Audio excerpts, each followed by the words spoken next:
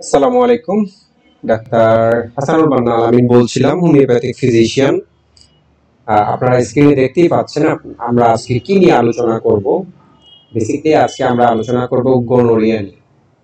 তো আজকে আমরা যেটা জানবো সেটা হলো গনোরিয়া কি বা কি কারণে গনোরিয়ায় কেউ আক্রান্ত হয়ে থাকে এটা নিয়ে। সো শুরু করা যাক আজকের লেসন। What is gonorrhoea? আমরা যদি জানতে চাই যে প্রমেহ বা গনোরিয়া একটি অতি প্রবল সংক্রামক দুষ্ট ব্যাধি, যে তিন জাতীয় সংক্রামক বিষ সোরা, সিফিলিস এবং সাইকোসিস সকল প্রকার জটিল পীড়া এবং চিররোগের একমাত্র উৎপত্তি স্থল। বেসিকলি আমরা যারা হোমিওপ্যাথি যারা চিকিৎসা করি তাদের কাছে আমরা জানি যে মায়াজম প্রাথমিক অবস্থায় তিন প্রকারের হয়ে থাকে, সোরা, সিফিলিস এবং সাইকোসিস, এবং যতগুলা চিররোগ আছে সবগুলা চিররোগের মূল উৎপত্তি স্থল কিন্তু এই মায়াজমগুলা কারণে হয়ে থাকে। অনেকের সুরিক মায়াজমের কারণে হয়ে থাকে, কারো সিফিলিটিক মায়াজমের কারণে হতে পারে, কারো সাইকোটিক মায়াজমের কারণে হতে পারে। তো এই সকল পীড়ার আসলে মূল উৎপত্তি স্থল কিন্তু এই সুরা, সিফিলিস এবং সাইকোসিস এই সংক্রামক বিষগুলোর কারণে।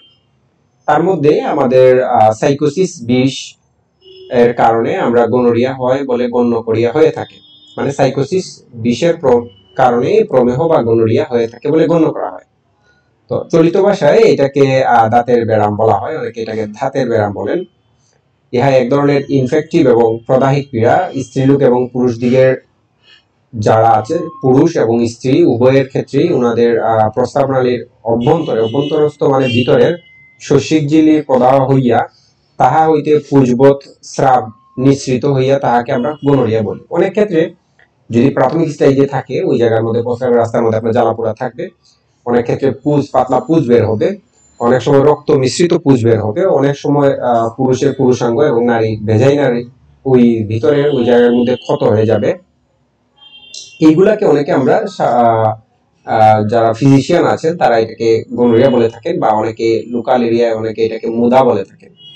যাই হোক, তো আজকে আমরা গনোরিয়া কি এটা জানলাম। তো গনোরিয়া কি কারণে হয়ে থাকে এটা নিয়ে যদি আমরা একটু আলোচনা করি। বেসিকলি বিস্কুট আকার মাইক্রোককাস গনোরিয়া অথবা গনোকক্কাস এই জীবাণু এই পীড়ার উৎপত্তির কারণ। বেসিক্যালি এই পীড়ার উৎপত্তিটা হয়ে থাকে এই মাইক্রোককাস গনোরিয়া বা গনোকক্কাস জীবাণুর কারণে হয়ে থাকে। তো কোনো ব্যক্তি যদি গনোরিয়ায় আক্রান্ত হয় সেই ব্যক্তির পুজ শ্লেষা মধ্যে এই জীবাণু থেকে থাকে এবং একসাথে দুটি করিয়া অবস্থান করে। যেমন বেসিক্যালি আমি এরকম বলি যে কোনো পুরুষের মধ্যে যদি গনোরিয়ার জীবাণুটা থাকে, সে যদি কোনো স্ত্রীর সাথে, মানে ওই স্ত্রীর পূর্বে কখনো গনোরিয়া ছিল না বা তার পারিবারিক হিস্ট্রিতেও গনোরিয়া ছিল না, একজন পুরুষ একজন যে গনোরিয়ায় আক্রান্ত সে একজন নারীর সাথে সে যৌনাচার করলো, করার পরবর্তী সময়ে ওই নারী ওই গনোরিয়ায় আক্রান্ত হবে। অথবা কোনো নারীর গনোরিয়ায় সে আক্রান্ত কিন্তু পুরুষ কোনো সময়ই গনোরিয়ায় আক্রান্ত না, কোনোভাবে যদি ওই পুরুষ এবং মহিলা যৌন কাজে লিপ্ত হয় সেই ক্ষেত্রে দেখা যাবে যে সেই গনোরিয়াটার জীবাণুটা কিন্তু ওই পুরুষের মধ্যে সেটা চলে যাবে। তো বেসিক্যালি মানে মূল কথাটা হইল যে কোনো সুস্থ ব্যক্তির মূত্রনলী এবং কোনো গনোরিয়া আক্রান্ত ব্যক্তির মূত্রনালী এবং যৌন মধ্যস্থ শৈশিক ঝিল্লির জীবাণু দ্বারা কিন্তু এই গনোরিয়া পীড়াটা আক্রান্ত হয়ে থাকে। আবার পুরুষের মূত্রনালীর 1 ইঞ্চি পশ্চাতে একটা গর্ত আছে, এই গর্তের নাম আমরা বলে থাকি ফসা নেভিকিউলারিস। এই যে ফসা নিউবিকিউলারিস পুরুষের মূত্রনালীর ভিতরে যে একটা গর্ত থাকে, সেই গর্তের মধ্যে প্রথমে কিন্তু এই পীড়াটা আরম্ভ হয়। অনেক সময় অনেকে বুঝতেই পারে না, তো প্রাথমিক লক্ষণ অনুযায়ী সেই জায়গার মধ্যে প্রস্রাব যখন করতে যাবে তখন প্রচুর পরিমাণে মনে করেন যে তার প্রস্রাবটা হালকা হালকা করে বের হবে এবং সেই জায়গার মধ্যে সামান্য পরিমাণ জ্বালা থাকবে এবং তার পুঁজ দিতে হবে, এবং ওই জায়গাটার মধ্যে যেহেতু একটা গর্ত হয়ে গেছে ওই জায়গাটার মধ্যে একটা জ্বালা করবে এবং হালকা হালকা পাতলা ধরনের পুঁজ বের হবে। এই লক্ষণগুলো আইসা আমাদেরকে পেশেন্ট বলে থাকেন অনেক ক্ষেত্রে।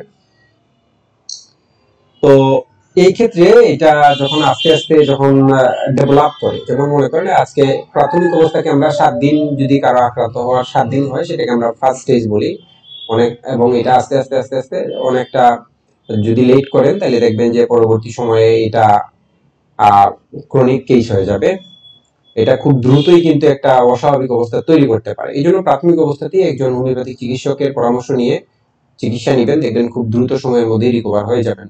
অথবা আপনারা যদি মনে করেন যে আপনি অ্যালোপ্যাথিক কোনো ডাক্তারের কাছে যাবেন, অ্যান্টিবায়োটিক নেবেন, ওনাদের অ্যান্টিবায়োটিক আছে, সেটাও আপনার একান্ত ব্যক্তিগত বিষয়। তো অনেক ক্ষেত্রেই এটা মূত্রনালী, জরায়ু বা ফিলিপিন টিউব, মহিলাদের যে ইউটেরাসের একটা পার্ট আছে, ফিলিপিন টিউব, ভেজাইনা, এই এলাকাগুলোর মধ্যে বেসিকলি এই গোনোরিয়ার যে বা গোনোরিয়া কক্কাস জীবাণু যেটা, সেটা উৎপত্তি হইতে পারে। যাই হোক, তো এছাড়াও আরো কিছু বদভ্যাস আছে যে বদভ্যাসের কারণে গোনোরিয়ায় আপনি আক্রান্ত হইতে পারেন, এগুলো সম্পর্কে আমরা একটু আলোচনা করব। অনেকেই আছেন যেসব পুরুষ অপরিচ্ছন্ন থাকেন, মানে পেনিস বা যেই যৌনাঙ্গ যেটা, সেটা অপরিষ্কার রাখেন, অনেকে আছে, এবং প্রস্রাবের ব্যাগ আছে কিন্তু তিনি এই ব্যাগটা ধারণ করে উনি রেখে ফেলছে, মানে প্রস্রাব করতে যাচ্ছে না। এবং অনেকেই আছেন অতিরিক্ত রৌদ্রের মধ্যে ভ্রমণ করেন। দূষিত এবং অপরিষ্কৃত স্ত্রী সহবাসের পর অনেকেই আছেন যারা শুয়ে পড়েন, ঘুমিয়ে থাকেন, সেই যৌনাঙ্গ আপনারা পরিষ্কার করেন না। আপনাদেরও সাবধান হওয়া উচিত যে এটাও কিন্তু এক ধরনের উত্তেজক কারণ, এটা থেকে আপনার গনোরিয়া আক্রান্ত হতে পারেন। দূষিত ধাতুস্রাব, লিকুরিয়া স্রাব, জরায়ু ক্যাটার, অশক্ত প্রস্রাব, অতিরিক্ত পুরুষের সহবাস, অনেক পুরুষ আসে প্রচুর পরিমাণে সহবাস করে, একদিনে 3-4 বার পর্যন্ত সহবাস করে, তাদেরও এই জায়গাগুলোতে একটু সচেতনতা অবলম্বন করতে হবে। প্রস্রাবদ্বারের মধ্যে অনেকে আছে কি, মানে পায়ুপথে যৌনাঙ্গ বা যেটাকে আমরা বিকৃত যৌনাঙ্গ বলে থাকি, বা বিকৃত যৌনকর্ম যেটা আমরা বলে থাকি, এটা অনেকে করে থাকেন, এটাও করা ঠিক না। এই কাজটা কোনোভাবেই করবেন না। দেখবেন এটা থেকে বড় ধরনের রোগের সৃষ্টি হইতে পারে। আমার কাছে অনেক পেশেন্ট আসছে যারা অতিরিক্ত হস্তমৈথুনের কারণে, অনেক পেশেন্ট আছে যাদের ইউরেটাল স্ট্রিকচার হয়ে গেছে, মানে প্রস্রাবের যে নালীটা আছে ওইটার মধ্যে স্ট্রিকচার হয়ে গেছে, মাংস বৃদ্ধি হয়ে গেছে, এখন প্রস্রাব বের হচ্ছে না, খুবই শক্ত, কুদ দিতে হয়, হালকা হালকা ফুটা ফুটা করে বের হয়। তো এইগুলারও ভালো হোমিওপ্যাথিক ট্রিটমেন্ট আছে। আপনারা যদি ইউরেটাল স্ট্রিকচার কারো থাকে, হোমিওপ্যাথিক যদি ভালো ট্রিটমেন্ট নেন, দেখবেন খুব দ্রুত সময়ের মধ্যে রিকভার হয়ে যাবে ইনশাআল্লাহ। তো আজকে এই পর্যন্তই, বিস্তারিত আলোচনা করব আমরা, প্রতিটা স্টেপ আলোচনা করব আমরা পরবর্তীতে ইনশাআল্লাহ। আলোচনা করা ট্রাই করব যে গোনোরিয়া কেন হয়, বা গোনোরিয়ার মূলত আমাদের কয়টা স্টেজ থাকে। গোনোরিয়ার মূলত 3টা স্টেজ থাকে। আমরা এটার প্রথম অবস্থা, দ্বিতীয় অবস্থা এবং একটা হলো গ্লিড স্টেজ, এটা নিয়ে আমরা আলোচনা করব। এবং পরবর্তীতে আমরা গোনোরিয়ার ক্ষেত্রে ব্যবহৃত কি ধরনের মেডিসিন গুলো আছে, বা গোনোরিয়া হইলে স্পেসিফিক কি ধরনের বড় ধরনের সমস্যা দেখা দিতে পারে, যেমন আমাদের পেরিনিয়াল অ্যাবসেস দেখা দিতে পারে, এবং মূত্রবুদ হইতে পারে, মূত্রনালী সংকুচন হইতে পারে, এবং আমাদের ফাইমোসিস, বেলাইনাইটিস অথবা প্যারাফাইমোসিস, কর্ডি, এগুলা হইতে পারে। এগুলা একটা স্টেজ, আস্তে আস্তে আস্তে আস্তে এই জিনিসটা ডেভেলপ করে। এগুলো নিয়ে আমরা বিস্তারিত আলোচনা করবো। আজকে আমাদের ফার্স্ট লেকশন ছিল, তো আশা করি আপনাদের ভালো লাগবে। আর যদি ভালো লাগে অবশ্যই চ্যানেলটি সাবস্ক্রাইব করে দিবেন এবং পাশে থাকা বেল আইকনটি ক্লিক করে রাখবেন। আর কোনো ধরনের কোনো প্রয়োজন জানা থাকলে বা কোনো বিষয়ে জানার যদি আপনাদের ইচ্ছা থাকে, অবশ্যই স্ক্রিনে আমার নাম্বার দেওয়া আছে, বিস্তারিত আলোচনা করার জন্য ফোন করবেন, কল করবেন। দেখা হবে ইনশাআল্লাহ। আল্লাহ হাফেজ। আজকে এই পর্যন্ত। আল্লাহ হাফেজ। আসসালামু আলাইকুম ওয়া রাহমাতুল্লাহি ওয়া বারাকাতুহু।